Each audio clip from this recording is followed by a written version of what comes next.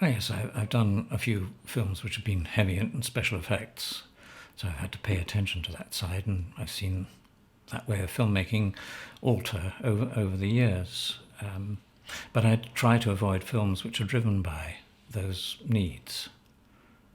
I always prefer a human story with real acting rather than a film which demands that the machinery around me dominates the way of making the film.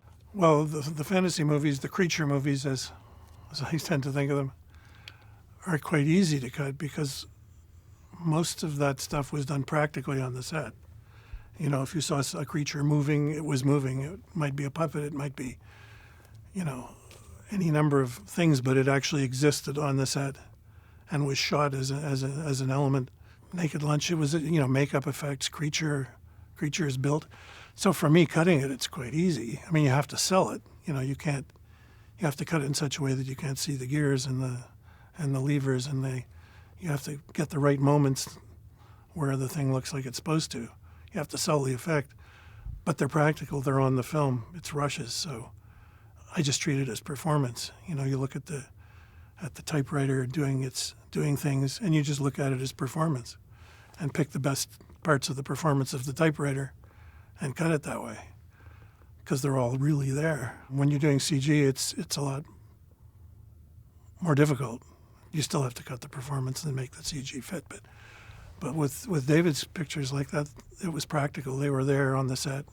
They were real.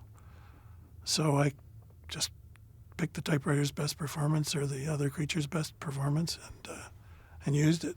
And we'd comb through it. You know, we took a lot of time finding just the right bits when you didn't see the thing jerking or twitching or doing something mechanical. So it was a technical exercise, but really it was just performance, just the creature's performance. What I did on Naked Lunch was basically my main creation on that was the mugwump. There were several designs for it, and finally it looked kind of like a bird-like sort of thing that resembled vaguely Burroughs with his, with his voice, just when it talked with the cigarette and all that stuff. And so I made it like thin, which drove the mechanical department crazy because, where are we going to put the cables and stuff? Well, I said, this is the way it's supposed to look. It's not everything that has to look like about as thick as an elephant's trunk, So that's the way it's going to look. So we'll have to figure something. And those guys are really great anyway. It looked fantastic in the film. There was a bunch of people who were working on like that crazy typewriter that had it has all these appendages sticking out. And I was working on the appliances that Dr. Benway is wearing as like that lady. And so there was like this split thing, and he goes like Benway, and he rips it up, and it's him underneath. All of the bug typewriters started as real typewriters. So I researched typewriters a lot. I found the most interesting, bizarre-looking typewriters that I could find.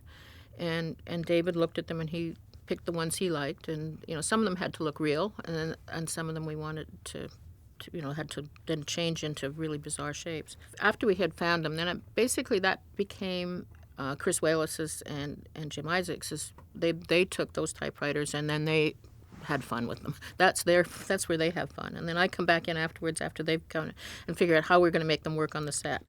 What did it take to get the result? And there was little discussion about it, really. I knew that I wanted to make the interiors look as strange and as expressionistic as I could without distorting reality.